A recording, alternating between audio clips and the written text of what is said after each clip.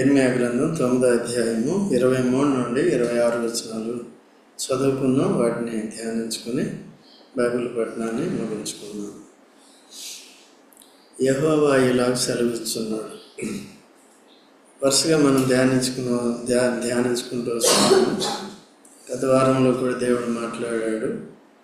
వాటిని ఎప్పుడు కూడా మనం మర్చిపోకూడదు. నేర్చుకున్నదంతా కూడా ఈ వార దినాల్లో ప్రార్థన చేసినప్పుడు గుర్తు చేసుకోవాలి. అలాగా దేవుని వాక్యము మన హృదయాల్లో ముద్రించబడాలి. దావీదు కూడా అట్లాగే చేశాడు. దేవా, నీ ఎదుట పాపం చేయకున్నట్లు నీ వాక్యమును నా హృదయంలో ఉంచుకొని ఉన్నాను అంటాడు. ఆ సాక్ష్యం మనం కూడా కలిగి ఉండాలి. కనుక ఏమని సెలవిస్తున్నాడు? జ్ఞాని తన జ్ఞానమును బట్టి, శూరుడు తన శౌర్యమును బట్టి అతిశయింపకూడదు. ఐశ్వర్యవంతుడు తన ఐశ్వర్యమును బట్టి అతిశయింపకూడదు. ఇక్కడ లోకంలో ఉన్నవారు ఈ భౌతికమైన విషయాలను బట్టి, ఈ లోకంలో వారు కలిగిన వాటిని బట్టి అతిశయిస్తారు, దేవుని బట్టి అతిశయించరు. అయితే దేవుని ప్రజలైన మనము దేన్ని బట్టి అతిశయించాలంటే భూ సంబంధమైన వాటిని బట్టి అతిశయించకూడదు. కనుక మనం దేన్ని బట్టి అతిశయించాలనేవి లేఖన భాగాలు చెప్తున్నాయి. అంతకుముందు కూడా మనం అనేక సార్లు నేర్చుకున్నాం. సో మన ప్రభువుని బట్టి, మన దేవుని బట్టి మనం అతిశయించాలి తప్ప మనము భౌతికంగా కలిగిన దాన్ని బట్టి అతిశయించకూడదు. సో అతిశయించేటప్పుడు అతిశయ కారణం ఏముంటుందంటే, మొట్టమొదటిగా అతిశయించేవారు ఎలాగ అతిశయిస్తారంటే, జ్ఞాని తన జ్ఞానమును బట్టి. ఈ లోక సంబంధులైన జ్ఞానులు ఉంటారు, వారికి ఉన్న జ్ఞానాన్ని బట్టి అతిశయిస్తూ ఉంటారు. సో జ్ఞానాలు 3 రకాలు. అంతకుముందు మనం నేర్చుకున్నాం. యాకోబు పత్రికలో కూడా ఉంటుంది. ఏది అది ప్రకృతి సంబంధమైన జ్ఞానము, రెండవది పరసంబంధమైన జ్ఞానము, మూడవది విద్యాభ్యాసంతో వచ్చే జ్ఞానం. చూడండి, అపోస్తల కార్యములు 7వ అధ్యాయము 22వ వచనం. అపోస్తల కార్యములు త్వరగా చూడండి, చదవండి ఎవరైనా చేసిన వాళ్ళు. మోషే ఐగుప్తుల సకల విద్యలను అభ్యసించి ఐగుప్తీయుల సకల విద్యలను అభ్యసించి మాటల యందును కార్యముల యందును ప్రవీణుడై ఉండెను. చూశారండి, మోషే ఐగుప్తు యొక్క విశ్వవిద్యాలయంలో అన్ని సబ్జెక్టులు కూడా తాను డిగ్రీ చేశాడు అన్నమాట. కాబట్టి మాటల యందు క్రియల యందు ప్రవీణుడై ఉన్నారు. ఇది విద్యాభ్యాసం ద్వారా వస్తుంది. సో మీరు కూడా చదువుకున్నారు, బీటెక్లు, ఎంటెక్లు, ఈటెక్, ఆటెక్ చదివారు, మంచిది. కాబట్టి ఉద్యోగం చేస్తున్నారు. అటు దేశం డెవలప్ అవ్వటానికి, రెండవది మనం పని చేయటం ద్వారా మనకి జీతం వస్తుంది, మన కుటుంబం కూడా ఆర్థికంగా బలపడటానికి, ఈ లోకంలో జీవించటానికి అది పనికి వస్తుంది అన్నమాట. అందుకనే మన పిల్లలను కూడా శ్రద్ధగా ఏం చేస్తామండి, సో పిల్లలకి మనం ఇచ్చే ఆస్తి ఏంటంటే, ఈ లోక విషయంలో విద్యాభ్యాసం సరిగ్గా ఇవ్వాలి. వారికి విద్యాభ్యాసం కూడా నేర్పించాలి. మోషే అది సేవకు వచ్చినప్పటికీ కూడా ఆ జ్ఞానం ఉపయోగపడింది. సో విషయాలు సరిగ్గా అర్థం చేసుకోవటానికి దేవుడు చెప్పిన వాటిని, వీటన్నిటినీ కూడా తర్వాత చెప్పినవన్నీ కూడా తను గుర్తుపెట్టుకొని ఆదికాండము, నిర్గమాకాండము, సంఖ్యాకాండము, లేవియాకాండము, సంఖ్యాకాండము, ద్వితీయోపదేశకాండము ఇన్ని రాశాడనమాట. సో దైవాత్మ ప్రేరేపణ చేత ఆ విధంగా రాశాడు. దాన్ని బలంగా వాడుకుంటూ వచ్చాడు అన్నమాట. పామర్లను కూడా దేవుడు వాడుకుంటూ ఉంటాడు. ఈ లోక జ్ఞానం లేనప్పటికీ కూడా దేవుడే తన జ్ఞానం ఇచ్చి ఆ రీతిగా తనకు అసాధ్యమైంది ఏది లేదు, అలా కూడా వాడుకుంటాడు. దేవుని విధానాలు ఒకే రీతిగా ఎప్పుడు కూడా ఉండవు. మన బైబిల్లో మనం చూసినప్పుడు అర్థమవుతుంది అన్నమాట. కాబట్టి ఇంకోటి ఏంటంటే, చూడండి, యాకోబు పత్రిక 3వ అధ్యాయము 14వ వచనం. యాకోబు పత్రిక 3:14 త్వరగా చదవండి. చదివే వాళ్ళు ఎవరైనా సరే చదవండి. మీ హృదయములలో సహింపనలవి కానీ మత్సరమును వివాదమును అతిశయపడవద్దు, సత్యమునకు విరోధముగా అబద్ధమాడవద్దు. ఈ జ్ఞానము పైనుండి దిగి వచ్చింది కాకుండా భూ సంబంధమైంది, ప్రకృతి సంబంధమైంది, దయ్యముల జ్ఞానము. ఏంటంటే అబద్ధం అని చెప్పాలంటే కూడా ఏం కావాలి? జ్ఞానం కావాలి. దొంగతనం చేయాలంటే ఏం కావాలి? జ్ఞానం. ఇది ఎవరి నుంచి వచ్చింది? సైతాన్ నుంచి వచ్చింది. వాడు దొంగ మొదటి నుంచి. దీన్నే యుక్తి అంటారు. యుక్తి దైవికమైన విషయాలకి కొద్దిగా వాడచ్చు, అది ఉపయోగకరంగా సత్య విషయమే వాడితే పర్వాలేదు. అయితే సాతానికి పనికొచ్చేలాగా దాన్ని వాడకూడదు అన్నమాట. ఇప్పుడు సొలొమోను కూడా, జ్ఞాని అయిన సొలొమోను కూడా దేవుడు తనకు జ్ఞానం ఇచ్చిన వెంటనే పరీక్షించాడు. ఇద్దరు స్త్రీలు ఒక పిల్లవాడిని తీసుకుని వచ్చి నా పిల్లవాడు అని పోట్లాడుతున్నారు. సో ఆయన దగ్గరికి ఆ కేసు వచ్చినప్పుడు ఏం చేశాడండి? యుక్తి ప్రదర్శించాడు. ఎందుకంటే న్యాయం తీర్చడానికి, సత్యాన్ని రాబట్టడానికి, అంతేగాని ఎవరికి కూడా పక్షపాతపు తీర్పు తీర్చడానికి కాదు. భటులకు చెప్పాడు, కత్తి తీసుకొచ్చి ఆ బిడ్డను 2 ముక్కలు చేసి ఒకటి ముక్క ఈమెకో ముక్క ఆమెకి ఇవ్వండి అని వెంటనే నిజమైన తల్లి మొదట ఏముందండి? అయ్యా వద్దు, దయచేసి ఆ బిడ్డను బతుకుని ఆమెకి ఇచ్చే, బతుకుంటే చాలండి. ఆమె లేదు 2 ముక్కలు చేసి. దాన్ని బట్టి ఏమర్థమైంది? ఇది యుక్తి అంటే. కాబట్టి సో ఇలాగా దేనికి దేవుడు అంగీకరిస్తాడు కానీ వేరే రీతిగా కాదన్నమాట.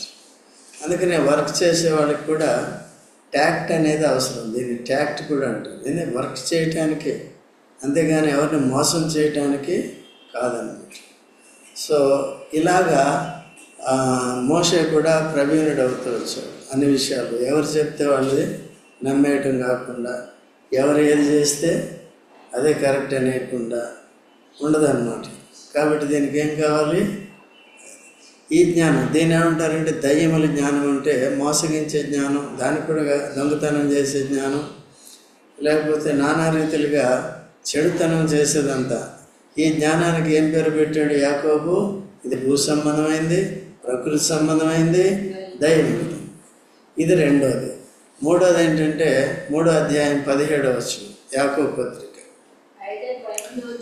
పైనుండి వచ్చే జ్ఞానము మొదట ఎటువంటిదంటే పవిత్రంగా ఉండాలి. పవిత్రమైనది, సమాధానకరమైనది, మృదువైనది, లోబడినది, కనికరంతోనూ మంచి ఫలములతోనూ నిండుకొన్నదండి.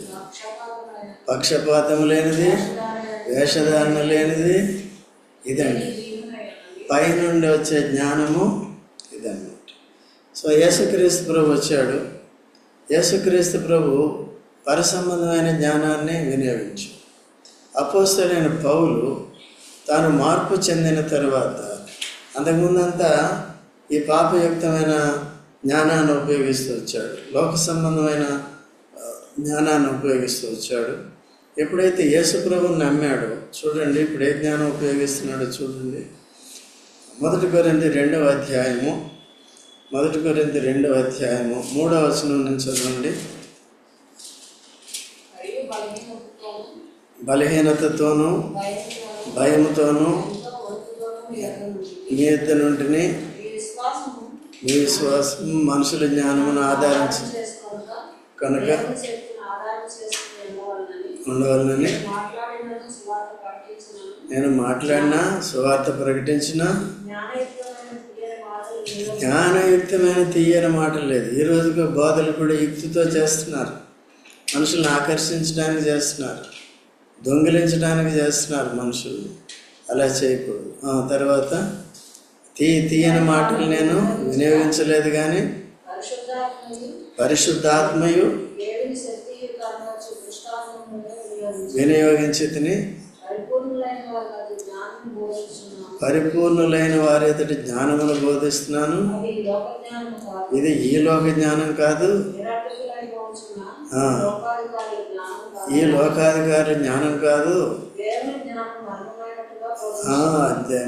దేవుని జ్ఞానం మర్మమైన దేవుని జ్ఞానాన్ని ఏం చేస్తున్నానండి? బోధిస్తున్నాను. యేసుక్రీస్తు ప్రభువుని ఎరగాలంటే జ్ఞానం కావాలి. సో సృష్టి ఎలా జరిగిందో కావాలంటే జ్ఞానం కావాలి. ఈ లేఖనాలు ఉన్నాయి కానీ దీన్ని అపార్థం చేసుకునేవారు అనేక, ఈవెన్ బోధకులు కూడా అపార్థం ఏదేదో చెప్పేస్తూ ఉంటారు. అలాంటి వాళ్ళు చాలామంది ఉన్నారు. చాలామంది సరిగా ప్రత్యక్ష కలిగిన వారు కూడా ఉంటారు. సో వారి ద్వారా నేర్చుకున్న వాళ్ళు దానిలో అవుతారు. ఆ విధంగా బోధకులు కూడా సరిగ్గా ఉండాలి. ఏ జ్ఞానం కలిగి ఉండాలి? పైనుండి వచ్చే జ్ఞానం. ఎవరు కలిగి ఉండాలి? బోధించేవారు కలిగి ఉండాలి.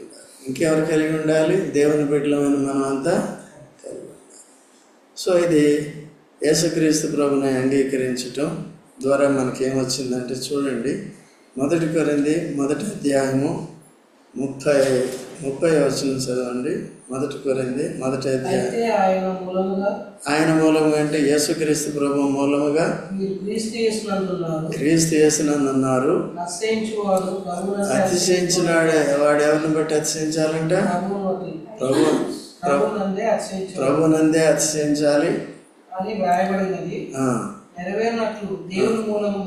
దేవుని మూలముగా ఆయనగా యేసు ప్రభు జ్ఞానము, నీతియు, పరిశుద్ధతయు, విమోచనము ఆయన. దేవుడు ఎరగలేదు. చాలామంది దేవుడు ఎవరో ఎరగరు. నీవు నేను కూడా ఎరగలేదు. ఎప్పుడు ఎరిగాము? ఎప్పుడైతే కళ్ళు తెరిచాడో, క్రీస్తుని గ్రహించామో, ఈయన రక్షకుడు, ఈయన తప్ప వేరొక రక్షకుడు లేడని అనే జ్ఞానం వచ్చిందో అప్పుడు అన్నీ వదిలేసి ఎవరిని పట్టుకున్నాం? క్రీస్తు. అందరూ ఏం చేస్తున్నారు? క్రీస్తు ఒక్కడిని రక్షకుడిని వదిలేసి మిగిలిన వాళ్ళందరూ నువ్వు ఎవరైనా పర్వాలేదంటారు. అది అజ్ఞానమా జ్ఞానమా? అదని మనకి జ్ఞానం యేసుప్రభుని అంగీకరించడమే జ్ఞానం. అది దేవుడిచ్చిన జ్ఞానం. ఓకే. తర్వాత రెండవది నీతి. స్వనీతి ఉంది, మతపరమైన నీతి ఉంది. అది కాకుండా దైవనీతి. యేసుక్రీస్తు ప్రభు మన పాపముల కొరకు తాను సెలవులో అర్పించుకున్నాడు. మనల్ని క్రీస్తు యేసునందు నీతిమంతులుగా తీర్చాడు. కాబట్టి నీతిమంతులుగా మన నీతిగా చేయటం, క్రీస్తు యేసునందు మనల్ని దేవుని నీతి అగినట్లుగా ఏం చేశాడు? మనల్ని మన కొరకు ఏం చేశాడు? 2 కొరింథీ 5:21 చదవండి. 2 కొరింథీ 5:21 చదవండి ఎవరైనా త్వరగా. ఎందుకనగా మనం ఆయన యందు దేవుని నీతి అగునట్లు. ఆయన ఏంటంటే యేసుక్రీస్తు ప్రభునందే, యేసు ప్రభుని అంగీకరించిన వారే దేవుని నీతి అగినట్లు పాపమెరుగని ఆయనను మన కోసం పాపంగా చేశాడు. అది కాబట్టి క్రీస్తుని బయలుపరిచినందుకు దైవజ్ఞానం మనకి వచ్చింది. దాన్ని బట్టి దేవుని స్తుతించాలి, యేసు ప్రభుని బట్టి అతిశించాలి. రెండవది, యేసు ప్రభు మన కొరకు పాపం ఎరిగిన ఆయన మన కొరకు పాపంగా చేయబడి సిలువ వేయబడ్డాడు, తిరిగి లేచినాడు. క్రీస్తుని అంగీకరించి మా పాపాలు ఒప్పుకున్నాం, క్షమించి మనకి దేవుని నీతిని ఆరోపించాడు. కాబట్టి దాన్ని బట్టి మనం దేవుని లేక యేసు ప్రభునందు అతిశయించాలి. ఇంకా అమ్మ మూడవది నీతి, విమోచనము. దేని నుంచి విమోచించాడు? పాప శాపాల నుంచి విమోచించాడు. ఈ మృతతుల్యమైన ఈ దేహాన్ని, మాంసయుక్తమైన దేహాన్ని విమోచించి మహిమ దేహం ఇవ్వబోతున్నాడు. దీని ప్లేస్లో సదాకాలం నిరంతరం దేవుని దగ్గర ఉంటాం మహిమలో. మూడోది ఏంటంటే నరకం నుంచి మనల్ని విడిపించాడు. నాలుగోది ఏంటంటే లోకము నుంచి, తర్వాత సాతానిక అంధకార సంబంధ అధికారం నుంచి మనల్ని విమోచించాడు. సో విమోచించడానికి యేసుప్రభు విమోచన క్రయధనం చెల్లించాడు. ఏంటంటే గొర్రెపిల్ల వంటి క్రీస్తు యేసు రక్తాన్ని మనందరి కొరకు ఏం చేశాడు? ప్రోక్షించాడు. సో విమోచన ఇలా వస్తుంది. దేని నుంచి విమోచించాడు? ఎలా విమోచించాడు? ఇదంతా కూడా ధర్మశాస్త్ర ప్రకారం జరిగింది. ధర్మశాస్త్రాన్ని మనం ఎరగం, అయినప్పటికీ ధర్మశాస్త్రాన్ని బట్టే మనుషులందరికీ కూడా శిక్ష ఉంటుంది. ధర్మశాస్త్రాన్ని బట్టే మనుషులందరికీ కూడా రక్షణ సిద్ధం చేశాడు యేసు ప్రభువు గారు. ఎందుకంటే ఆదాము అనే ఒక మనిషిని దేవుడు సృష్టించాడు. ఆదాము వాళ్ళని వారు తప్పిపోయారు. తర్వాత కొంతమంది బాగానే ఉన్నారు. నోవ దినాల్లో అందరూ తప్పిపోయారు. నోవ కుటుంబం ఒకరే రక్షణ పొందారు. తర్వాత వారు కూడా తప్పిపోయారు. తర్వాత ఈ అబ్రహాం కూడా అన్యజనుడే, విగ్రహారాధికుడే, తన్ని ఏర్పరచుకున్నాడు. తన ద్వారా ఒక దేశాన్ని ఏర్పాటు చేశాడు. అబ్రహాం కూడా ఎవరండి? అన్యజనుడే, అందరూ తప్పిపోయిన వారే. కాబట్టి ఇప్పుడు అబ్రహాం సంతానమైన యూదా జాతిలో నుండి తిరిగి రక్షకుడైన యేసు ప్రభు వచ్చాడు. అటు యూదులు అన్యజనులందరినీ కూడా ఏం చేస్తున్నాడు? తిరిగి రక్షిస్తున్నాడు. ఇవే ఆఖరి దినాలు అన్నమాట. సో కాబట్టి ఇటువంటి దైవికమైన జ్ఞానము యేసు ప్రభు ద్వారా, దైవికమైన నీతి, దైవికమైన యేసు రక్తం ద్వారా విమోచన, ఇన్ని రకాలుగా దేవుడు మనకి ఇచ్చాడు. కాబట్టి దేన్ని బట్టి హెచ్చరించాలి? నాకు ఎంత జ్ఞానం ఉందో తెలుసా అని చెప్పుకోకూడదు. ఎవరిని బట్టి హెచ్చరించాలి? యేసు ప్రభుని ఎరిగామంటే ఎవరు బయలుపరిస్తే ఎరిగాం? దేవుడు. నేను అంత చదువుకుంటూ వచ్చేది కాదు. నేను బైబిల్ చదివానండి, ఖురాన్ చదివానండి, అది చదివానండి, ఇది చదివానండి, ఏదే అర్థం కాదు. ఎందుకంటే అట్లా రాదు. కాబట్టి సువార్త వినట ద్వారా, యేసుక్రీస్తు ప్రభువుని గురించి వినట ద్వారా, చూడండి ఒక మాట, రోమేలకు రాసిన పత్రిక 10వ అధ్యాయం 17వ వచనం. రోమేలకు రాసిన పత్రిక కాగా వినుట వలన విశ్వాసం కలుగును, వినుట క్రీస్తును గూర్చిన మాట వలన కలుగును. క్రీస్తును గూర్చిన వింటేనే మనకు విశ్వాసం వస్తుంది. క్రీస్తు మరణ పునరుద్ధానాలందు విశ్వాసం ఉంచడమే రక్షణార్థమైన విశ్వాసం. తర్వాత మిగిలిన దేవుని వాగ్దానాలన్నిటి యందు విశ్వాసం ఉంచాలి. ఇవన్నీ కూడా చనిపోయిన తర్వాత పొందేవి, జరిగేవి, వాటిని అన్నీ కూడా బైబిల్లో రాసి పెట్టాడు. దీన్ని ఎరగాలంటే ఎవరు బయలుపరచాలి మనకి? అందుకనే అతిశయించేవాడు దేన్ని బట్టి అతిశయించాలి? అందుకనే మనం ఆరాధిస్తాం ప్రభువుని. దేవుణ్ణి మనం ఎందుకు ఆరాధిస్తామంటే, ఇంకొక పోయిన వారం ఏం చెప్పాం? దేవుడు చేసిన కార్యాలని మర్చిపోకుండా ఉండాలని ఆరాధన చేస్తాం. మళ్ళీ ఇప్పుడేమైనా ఆరాధన ఎందుకు చేయాలి? ఆరాధన అతిశయించి. ఎవరిని బట్టి అతిశయిస్తున్నాం మనం?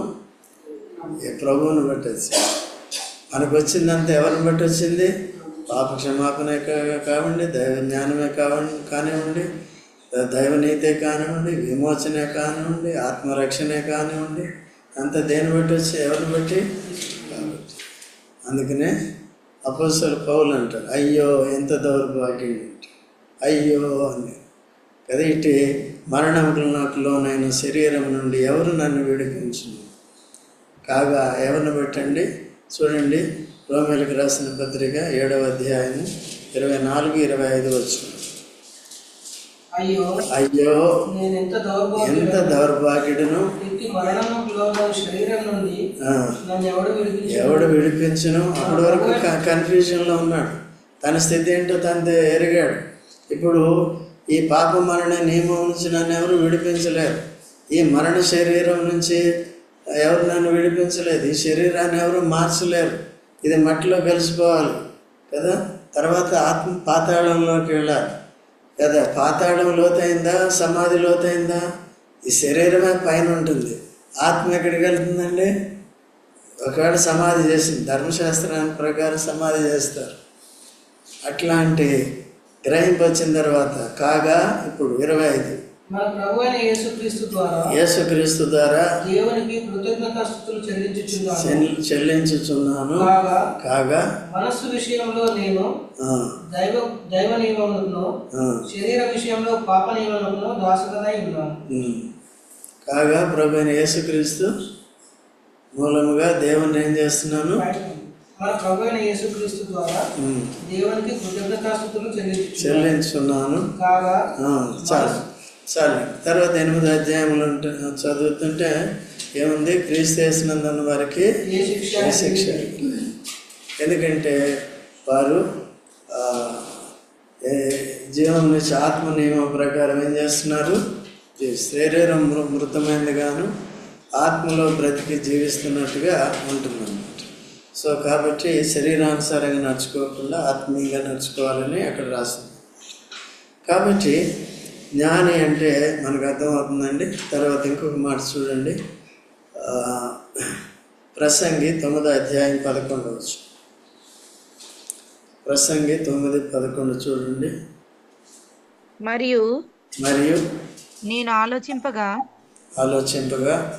సూర్యుని కింద జరుగుచున్నది నాకు తెలియబడెను. వడిగలవారు పరుగులో గెలవరు, బలం గలవారు యుద్ధమునందు విజయముందరు. జ్ఞానం గలవారికి అన్నం దొరకదు, బుద్ధిమంతులగుటకు వలన ఐశ్వర్యం కలగదు, తెలివి గలవారికి అనుగ్రహము దొరకదు. ఇవన్నీ అదృష్టవశం చేతనే కాలవశం చేతనే అందరికీ కలుగుచున్నవి. దేవుని దయ ద్వారానే ఏమవుతుంది, దొరుకుతుంది. ముఖ్యంగా ఇప్పుడు కొత్త నిబంధన ప్రకారము భౌతికమైన విషయాలు అందరికీ దొరికినప్పటికీ, పాపులకి నీతిమంతులకి అందరికీ దొరికినప్పటికీ, ఆత్మీయ విషయాలు మాత్రం వారికి ఒకవేళ ఆత్మీయులతో వారు పోరాడేటప్పుడు శరీర సంబంధమైన వారు, లోక సంబంధమైన వారు గెలవలేరు. ఇప్పుడు ఫరో గెలిచాడా? ఫరో సైన్యం గెలిచిందా? ఇశ్రాయేల్ గెలిచారా? ఇశ్రాయేల్ బలహీనలే. ఫరో వాళ్ళు స్థానబలం ఉంది, తర్వాత రాజు అయిన సైన్యం ఉంది. వీళ్ళు ఎంతమంది? 10 మంది. వాళ్ళు మొత్తం దేశం అంతా వాళ్ళ ఆధీనంలో ఉన్నవారు. మరి ఎలా విడుదల పొందారు కదా? సర్వశక్తి గల దేవుడు వారికి తోడుగా ఉంది. ఫరో బలహీనతను బలహీనంగా చేసి, బలాన్ని బలహీనతగా చేశాడు, దేవుని బలాన్ని రుజువు చేశాడు. ఎర్ర సముద్రాన్ని కూడా ఏం చేశాడు? ఇవి ఎట్లా పోతారు? ఇటు వెళ్తున్నారా? ఎక్కడికి వెళ్తారు? అక్కడ ఆగి నా సైన్యానికి చెక్కవలసిందే అనుకున్నాడు. ఎవరు? ఫరో. అట్లా అయిందా? సాతాను కూడా అలాగే అనుకుంటాడు. అందుకనే ఏసే మార్గం అంటే అర్థం ఏంటి? సాతాను ఎక్కడైతే మనకి ఇరుకు బంధిస్తాడో అక్కడ మనకి యేసు ప్రభు మార్గాన్ని చూపిస్తాడు. అందుకనే యేసు ప్రభు అన్నిటికీ ఏంటి? పరలోకానికి మార్గం, పాప క్షమాపణ పొందడానికి మార్గం, అన్నిటికీ మార్గం ఎవరండి? యేసు. అందుకనే క్రీస్తుని బట్టి అతిశయించేది నేర్చుకోవాలి.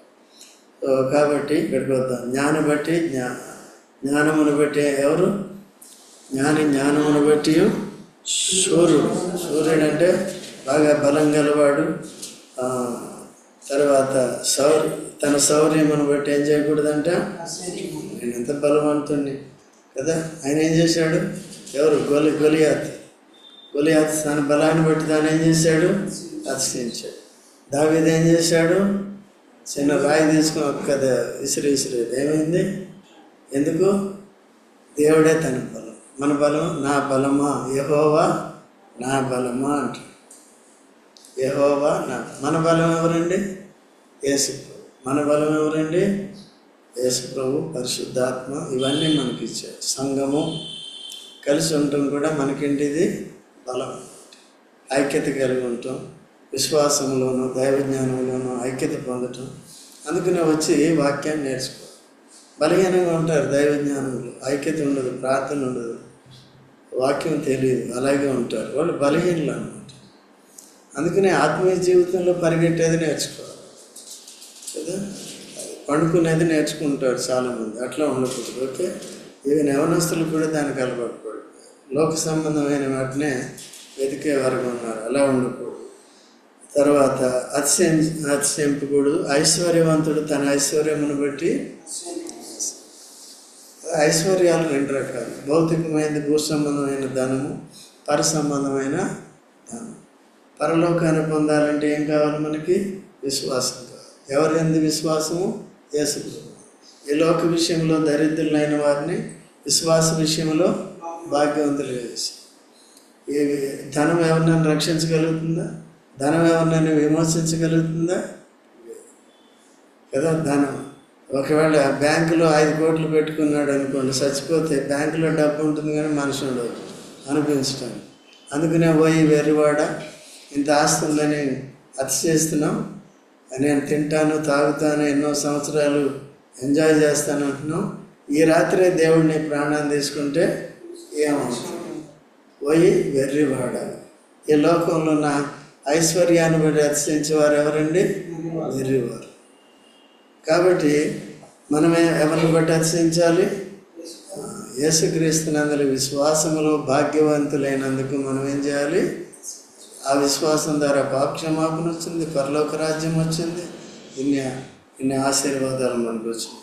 కాబట్టి అతిశయించేవాడు దేన్ని బట్టి అతిశయించాలి? ప్రభువుని బట్టి. ప్రభు ద్వారా మనం పొందిన వాటన్నిటిని బట్టి ఏం చేయాలి? ప్రభువుని బట్టి అతిశయించేటప్పుడు మన ద్వారా ఏది కాలేదు, మన క్రియల ద్వారా ఏది కాలేదు అని చేయాలి. మనం ఆరాధించేవారుగా ఉండాలి, ప్రార్థించేవారుగా ఉండాలి, ప్రభు మీద ఆధారపడేవారుగా ఉండాలి. 24వ వచనంలో అతిశయించేవాడు దేన్ని బట్టి అతిశయింపవలనగా భూమి మీద కృప చూపుతూ నీతి న్యాయములు జరిగించుచున్న యెహోవాను నేనే అని గ్రహించి నన్ను పరిశీలనగా తెలుసుకున్నట్టును బట్టి అతిశయింపవలను. అట్టి వాటిలో నేను ఆనందించువాడనని యెహోవా సెలవిచ్చాడు. దేన్ని బట్టి అతిశయించాలంట? భూమి మీద ఎవరు కృప చూపుచు నీతి న్యాయాల్ని జరిగించచ్చు. ఏమని? భూమి మీద కృప చూపిస్తూ, కృప చూపించడానికి ఏమైందండి? తన కుమారుడైన యేసును పంపవలసి వచ్చింది. నీకు నాకు కృప చూపించడానికి పాపులైనప్పటికీ, దైవోగ్రతకు పాత్రలు అయినప్పటికీ నరక శిక్ష భరించి తీరాలి. అలాంటి పరిస్థితుల్లో తన కుమారుడిని పంపించి సెలవులు అర్పించి యేసు ప్రభు ద్వారా ఏమొచ్చింది? కృప వచ్చింది. మోషే ద్వారా ఏమొచ్చింది? ధర్మశాస్త్రము, పాప నియమము, శిక్ష వచ్చింది. ధర్మశాస్త్రం ఏం చేస్తుంది? పాపమునకు వచ్చే జీతము మరణం, సావు ఉంటుంది. యేసు ప్రభు సచిన దాన్ని బ్రతికించాడు. పాపముల చేత, అపరాధముల చేత సచిన వారమై ఉండగా ఆయన ఏం చేశాడండి? క్రీస్తు కూడా మనల్ని బ్రతికించాడు. వాక్యాలు నేర్చుకోవాలి మంచిగా, ఓకేనా? వచ్చి ఇవన్నీ ఉండాలి. కనుక భూమి మీద కృప చూపుచు నీతి న్యాయములను జరిగించుచున్న యెహోవాను నేనే అని. ఇంకెవరైనా ఉన్నారా ఇలా జరిగించేవారు? కృప చూపించేవారు ఎవరైనా ఉన్నారా? పలానా కృప అంటే అది భౌతిక విషయాలకే వాడుకుంటారు వాళ్ళు. పరలోక విషయాల కొరకు, లేకపోతే ఈ గ్రంథాలు కానీ మతాలు కానీ ఇవన్నీ కూడా వారిని మోసగించి మోసపు మాటలు చెప్పి వారికి మోసపు నిరీక్షణ ఇస్తారు. చచ్చిన తర్వాత లేని దాన్ని ఏదేదో చెప్పి చేస్తూ ఉంటారు. కాబట్టి అలా లేకుండా మనం జాగ్రత్తగా దయ్యముల యొక్క జ్ఞానం కాకుండా దైవికమైన జ్ఞానం కలిగి జాగ్రత్తగా ఉండి, ఇంకా దేవుణ్ణి పరిశీలనగా మనం తెలుసుకుంటూ ఆయన ద్వారా ఎంత కృప పొందగలమో అంత పొందుతూ, ఆయన ఎటువంటి నీతి న్యాయాలు కలిగిన వాడు, మనం కూడా నీతి న్యాయాలు జరిగిస్తూ మనం ఈ లోకంలో జీవించాలి. వారి అందే దేవుడు అతిశయించేవాడు. 25వ వచనం, అన్ని జనులందరినూ సున్నతి పొందని వారు కనుక ఇశ్రాయేలు అందరూ హృదయ సంబంధమైన సున్నతి నొందిన వారు కారు కనుక రాబో దినముల్లో సున్నతి పొంది సున్నతి లేని వారి వలె. ఏమర్థమవుతుంది ఇక్కడ? అన్ని జనులు ఎవరండి? సున్నతి పొందిన వారు. ఇశ్రాయేలీలు బయట సున్నతి ఉంది కానీ ఇశ్రాయేలుకి బాహ్య సున్నతి ఉంది కానీ హృదయ సంబంధమైన, హృదయంలో మార్పు లేదు. అన్ని జనుల వరే ఉన్నారు, హృదయంలో మార్పు ఉంది. ఇప్పుడు యేసుక్రీస్తు ప్రభు ద్వారా మనకి ఎక్కడ సున్నతి వచ్చింది? హృదయ మార్పు వచ్చింది, మనసు మార్పు వచ్చింది కదా, జీవితం మారాలి. సో ఆ హృదయంలో మార్పు. నేను బాప్తిజం తీసుకున్నానండి, మారుమనసు పొందాను, నమ్మాను, విశ్వాసము, మారుమనసు, బాప్తిజం అన్నీ ఉన్నాయి కానీ హృదయంలో మార్పు లేదంటే నేను డూప్లికేట్ రక్షణ. అట్లా ఉండి నిన్ను నువ్వు మోసపుచ్చుకోవద్దు. ఏమంటాడంట? ఇశ్రాయేలు ఎలా ఉన్నారంట? వాళ్ళు బయటికి సున్నతి కలిగిన వారు కలిగి ఉన్నారు కానీ హృదయంలో ఏమి లేదు వారికి. హృదయంలో మార్పు కావాలి. సో వారిని కూడా లోక సంబంధాలతో వారిని కలిపేస్తున్నాడు దేవుడు. వారితో పాటు వారికి కూడా శిక్ష వస్తుంది. 26వ వచనం, ఐగుప్తీయులను, యోధా వారిని, ఎదోమీయులను, అమ్మోనీయులను, మోయాబీయులను గడ్డపు ప్రక్కలను కత్తిరించుకొను అరణ్య నివాసులైన వారందరినీ నేను శిక్షించేదను. ఇదే యెహోవా. అందరినీ ఎవరినంట శిక్షించేది? దేవుడిని. దేవుడే. నేను అడిగింది ఏది? ఎవరిని శిక్షించేది? యోధావారు ఎవరంటే? యోధావారు ఎవరు? సున్నతి ఉన్నవారే, కానీ హృదయంలో సున్నతి లేదు. సరిగా అర్థం చేసుకోండి బాబు. నేను చెప్పేది అదిగే. ఇది ఇక్కడ ఇదే ట్రిక్, ఇదే అర్థం చేసుకోవాలి. వాళ్ళకి యోధావారికి సున్నతి ఉందా లేదా? అది ఉందా లేదా? అది దాని గురించి వాక్యం మాట్లాడు. అది ఉందా లేదా? కానీ ఏం లేదు. అలా చెప్పాలి వాక్యం. ఏదో చెప్పుకుంటూ పోతే ఏమర్థం అవుతుంది? ఈ వాక్యంలో ఉన్న జ్ఞానం అదే. దాన్ని బయటికి తీసుకురావాలి. ఐగుప్తీయులకి ఏం లేదు, వారి సున్నతి లేదా? వారికి కూడా ఉండొచ్చు, వారికి కూడా ఉంటుంది సున్నతి. ఐగుప్తీయులకి లేదా సున్నతి ఉంటుంది. వాళ్ళు ఇస్మాయిల్ సంతానం కదా, అబ్రహం సంతానం కదా, ఇందుకు కాదు ఉంటుంది. ఇస్మాయిల్కి సున్నతి చేయించాడా లేదా? అబ్రహం చేయించాడు. మరి వీళ్ళంతా ఎవరు? అన్యజనులు అంటే ఎవరు? అన్యజనులు రకాలు ఉన్నాయి. ఇప్పుడు హిందూ, వీళ్ళు అన్యజనులు, వీళ్ళకి సున్నతి ఉండదు. అదే వాళ్ళకి ముస్లిం దేశాలకి ముందు ఉంది. మరి వాళ్ళు ఎవరు? మరి వాళ్ళకి ఉందా లేదా? మరేం లేదంట. అట్లా అర్థం చేసి ఐగుప్తీయులు ఎవరు మరి? కాదా?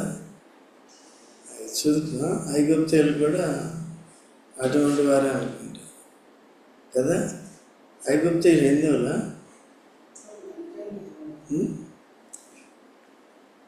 ఐగుప్తీయులు కాదు.